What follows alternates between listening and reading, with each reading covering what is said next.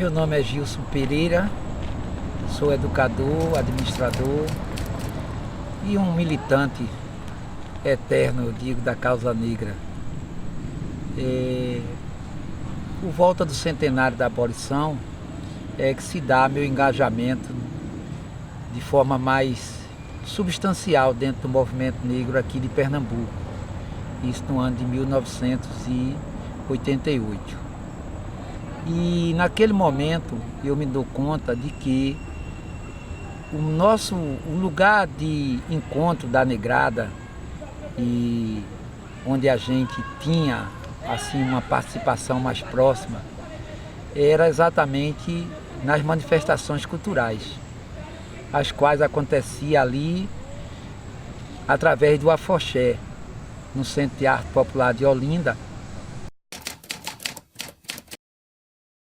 Embora a construção oral seja muito importante, mas nem sempre a gente tinha a oportunidade de falar com um Edivaldo Ramos, de falar ali com o próprio José Vicente Lima, com o seu Luiz de França. Então, como fazer também esse registro nesse meio de comunicação? E foi quando surgiu a ideia do Dijumbai. O Dijumbai, a princípio, como um jornal que ele viesse como um informativo do Sambaxé. É tanto que o primeiro número dele, ele sai com esse caráter, o informativo do Sambaxé, ou seja, como se fosse uma extensão do projeto cultural Sambaxé. E aí a gente identifica que a criatura tornou-se maior do que o criador, porque o Sambaxé vai acontecendo, mas o jornal toma uma dimensão outra. A gente, a princípio, o distribuía, e já fizemos isso na sua primeira edição, com uma tiragem que surpreendeu muita gente, que é ali de 2.000 exemplares, 2.500 exemplares. Então a gente fazia uma distribuição, mas dizendo às pessoas que pudessem contribuir, que contribuísse com qualquer que fosse o valor, que é o que a gente via assim, que dizia que era um pagamento de apoio. Então quem queria contribuir, contribuía. Quem não queria contribuir, não tinha como contribuir, poderia levar o jornal gratuitamente. E esse jornal, ele foi pensado com uma característica diferenciada também no seu próprio nome. A gente não queria ali reproduzir assim alguns nomes que já tinham acontecido de jornais, alguma coisa que simplesmente dissesse negro alguma coisa, negra alguma coisa. Mas aí a gente vai buscar essa identificação no próprio nome. Fizemos uma discussão e identificamos ali que o objetivo maior do jornal era falar sobre o que tinha acontecido, o que estava acontecendo ou por acontecer. Então identificamos que a palavra-chave seria acontecimento. E tinha aqui alguns africanos que estudavam na Universidade Federal, que era do conhecimento de Jorge Ribas, e ali chegaram a dizer que eles eram de Guiné-Bissau, e que em crioulo de Guiné-Bissau, Dijumbai, acontecimento significava Dijumbai.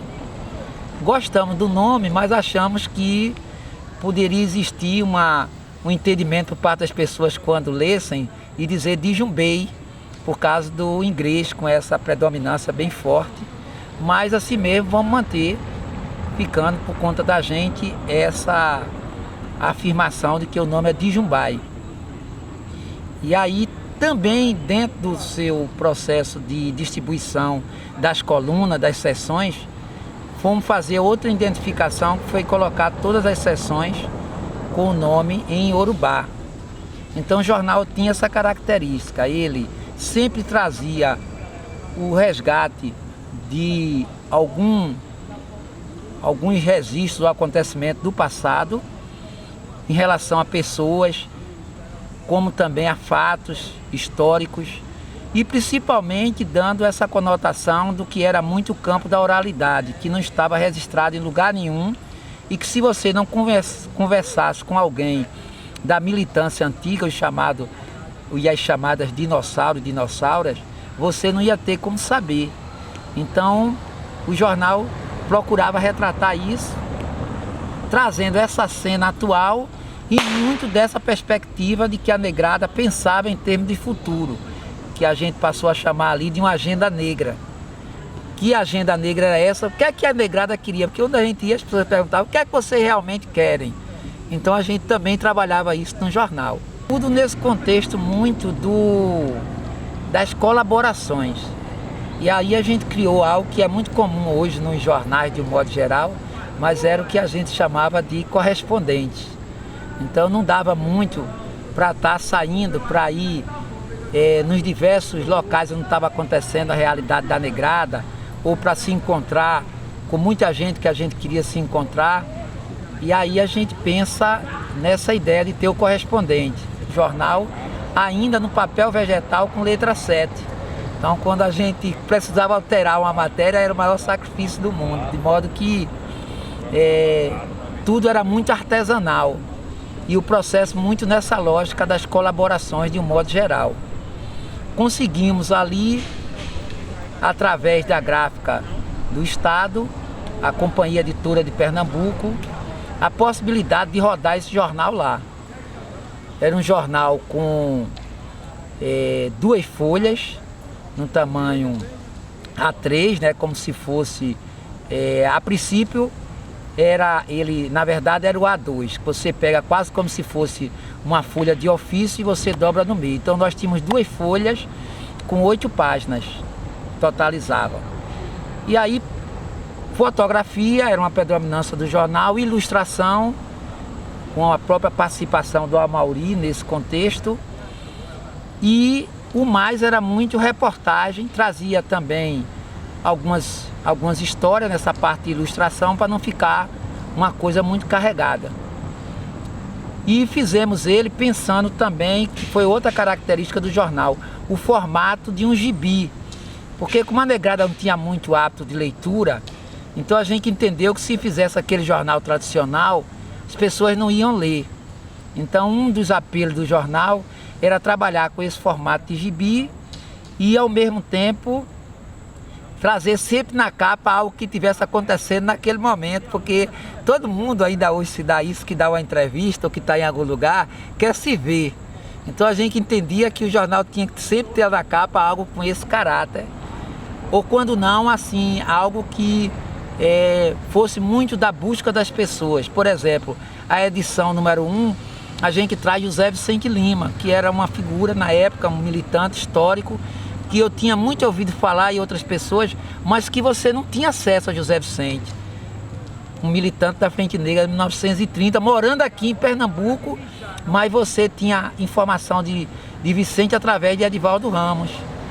Você não tinha essa possibilidade de estar ali. Foi quando, através de Edivaldo, nós conseguimos essa entrevista. Então, esse lugar também de trazer essas figuras históricas que não se tinha acesso com facilidade, ela um pouco que dividia a capa do jornal com aquilo que estava acontecendo para ser esse chamariz para que as pessoas viessem ler. Então poucas páginas, formato de gibi e com esse apelo, então tudo isso criava ali uma química que possibilitava que as pessoas buscassem ler o Jornal de Jumbai. No seu primeiro momento a gente fez ele ali bimestral, de 2 em 2 meses. E depois a gente foi diminuindo essa periodicidade e chegou a um momento que é um momento histórico após a morte de José Vicente Lima, porque José Vicente Lima ele aparece no jornal número 1 e vai aparecer no jornal de número 10, que é praticamente onde a gente está encerrando essa fase do jornal com tamanho de gibi e passa para o tamanho de tabloide, porque o jornal já estava grande, já estava saindo de uma tiragem de 2.500 para 10.000 exemplares, que foi outra coisa que surpreendeu muito a negrada, porque geralmente o jornal da negrada a tiragem é pequena, então o jornal chegava com essa pujança. E aí esses correspondentes que até então eram locais, passaram a ser no caráter nacional, porque a gente aí vai se tornando grande, né? Aqueles negros e negras que estavam ali já estavam acessando outros estados, participando de fórum, de congresso, de encontro. E aquele conteúdo que até então era abordado única e exclusivamente nessa lógica do estado de Pernambuco, com pouquíssimas inserções de conteúdo de fora, a gente passa a ter essa participação de pessoas e de acontecimentos dos outros estados. E também de circular o jornal, porque com uma tiragem de 10 mil exemplares, isso nos possibilitava jogar o jornal para fora do estado.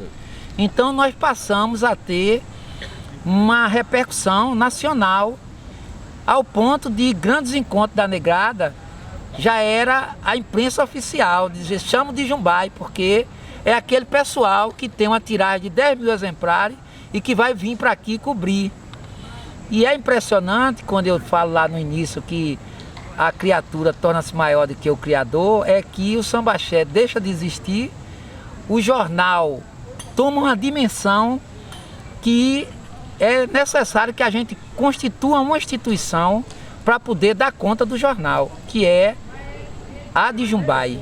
Então até que a gente depois ficou brincando, que as pessoas perguntavam, é o de Jumbai ou a de Jumbai? A gente dizia é comum de dois gêneros, porque o jornal era o de Jumbai, quando se tratava da instituição, a de Jumbai. E isso é tão forte que não só constitui a instituição, mas tudo aquilo que era perspectiva ou ansiedade ou desejo da comunidade, a instituição de Jumbai, a partir do jornal, passa a fazer. Então o jornal começa a produzir também livros, né, como a gente produziu o Caxinguelê, o Obi, fizemos revistas como a revista lá da Sociedade Afro-Sergipana, da Saci, passamos a produzir também fita cassete, LP, né, vinil. Então esse processo de produção, ele deixa de ser exclusivamente do jornal. O jornal já passa a ser quase como editora, nessa lógica de produção, porque as pessoas iam buscar isso lá. Então a instituição passou a administrar isso, porque o jornal não tinha mais condições, e o jornal toma uma dimensão que é a de também ser a sistematizadora, né, de grandes encontros.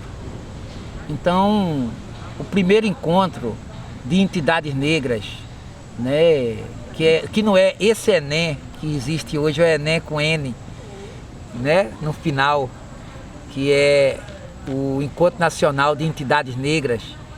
Quem vai fazer o relatório é a de Jumbai, do segundo Enem também, e várias outras iniciativas que nós somos chamados, não apenas como uma imprensa oficial, mas que aqueles negros e negras com a capacidade de sistematizar as nossas coisas, com o nosso pressentimento, com a nossa identidade, com esse lugar do axé.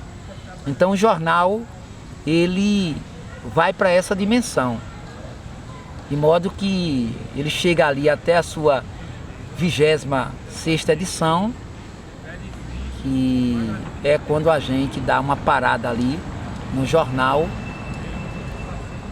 porque a dimensão, ela vai chegando essa nova mídia, e a gente entende também que tinha que levar esse jornal para a internet, para essa chamada multimídia.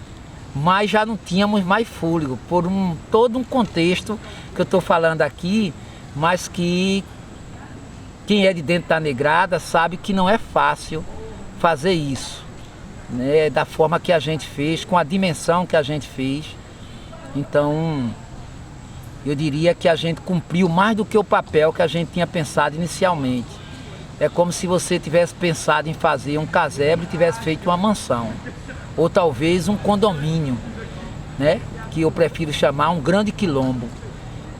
O jornal, ele vai para essa dimensão, ao ponto de, em muitos momentos, a gente ficar pensando como foi que aquilo tomou aquela dimensão, né? Então eu acredito que tenha sido muito uma contribuição da espiritualidade porque não tinha como a gente fazer o que a gente fez sem essa conexão.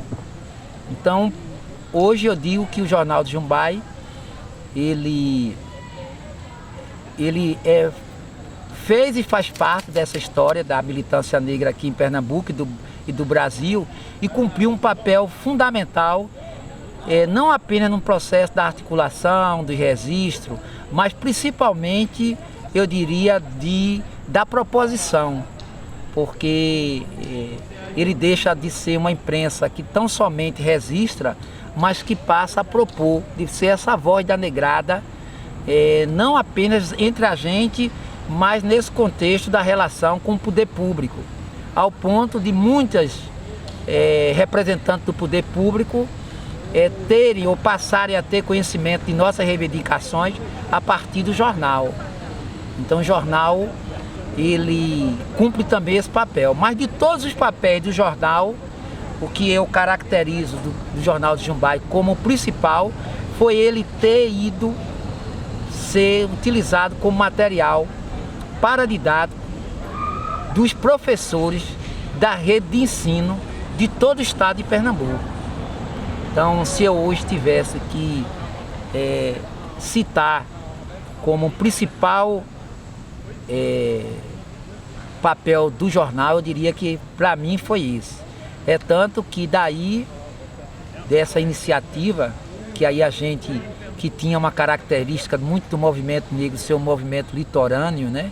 Muito aqui na região metropolitana, com essa atuação, o jornal vai, naquela época, para os 184 municípios do estado de Pernambuco e para as 400 bibliotecas da rede de bibliotecas estaduais. É quando a gente encaderna esses 10 primeiros jornais que saíram no tamanho formato gibi, e a gente faz uma coletânea do Jornal do Jumbai para mandar para todas essas bibliotecas. Então, em qualquer município do estado de Pernambuco onde tem uma biblioteca estadual, você vai encontrar uma coletânea dessa dos 10 primeiros números do Jornal do Jumbai. A importância de guardar essa memória é justamente para que não aconteça para essa geração o que aconteceu com a gente. Então, quando eu estou aqui dando essa entrevista, eu fico muito gratificado e louvo esse papel da companheira Marta Rosa, porque eu, quando cheguei como militante, se você não encontrasse ali alguém com quem você pudesse beber na fonte, você sofria muito. Então, por isso que eu dou um desconto. Há muita gente da negrada que cometeu um conjunto de equívocos, e eu fui um deles, porque a gente não tinha uma escola dessa natureza, não tinha muito o que acessar para você poder saber por onde andar. Então era muito se colar com alguém que já estava ali na estrada há algum tempo e que essa pessoa pudesse lhe oportunizar esse conhecimento. Então hoje, com um trabalho como esse, e esses registros que aconteceram dos diversos jornais e de alguns poucos livros, que hoje eu já diria que não são tão poucos assim, é um negro ou uma negra que chega hoje e quer um pouco se inteirar desse movimento negro aqui em Pernambuco, no Brasil. Esses jornais são excelente fonte disso, para você saber quem é quem no passado, no presente e até quem pode ser no futuro, porque esses jornais estão registrando isso. Então, a importância fundamental de um trabalho como esse é algo que eu diria que é manter vivo a nossa história.